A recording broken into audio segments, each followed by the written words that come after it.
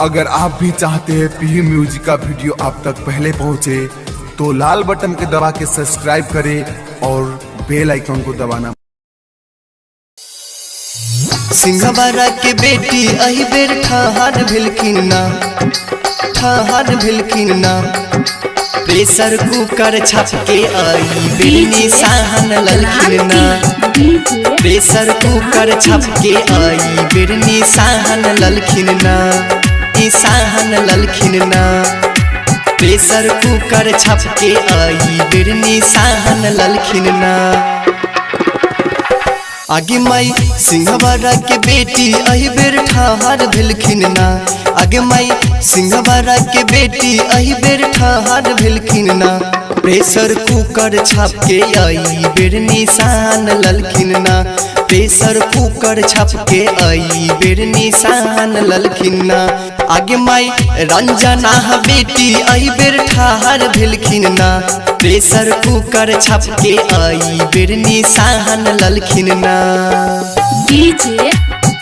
रंजना बेटी अही बेर ठहर भिलखिन ना प्रेशर कुकर छप के आई बेरनी साहन ललखिन ना साहन ललखिन ना प्रेशर कुकर छप के आई बेरनी साहन ललखिन ना साहन ललखिन ना। चाचा अही बेर बात नहीं बिसरबैयो चाची अही बेर बात नहीं बिसरबैये भैया प्रेशर कुकर छापे बटन दबाइए देबैयो बेटी रंजना के जिला परिषद बनाइए देबैयो दादा अही बेर बात नहीं बिसरबैयो दादी अही बेर बात नहीं बिसरबैये बहिन रंजना के जिला परिषद बनाइए देबैये मामा कुकर छापे बटन दबाइए देबैयो डीजे क्रांति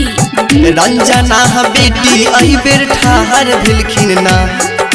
प्रेशर कुकर छप के आई बेरनी साहन ललखिन ना साहन ललखिन ना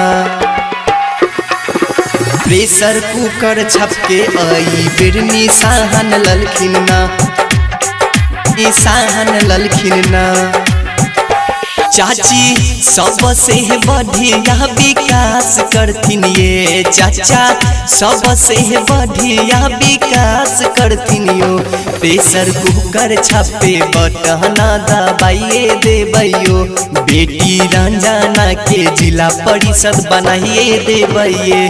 भौजी शिक्षा स्वास्थ्य पर ई ध्यान देथिन ये भैया सबसे बढ़िया विकास करथिन यो मम्मी प्रेशर कुकर छापे बटन दबाइए देबैये बेटी रंजना के जिला परिषद बनाइए देबैये।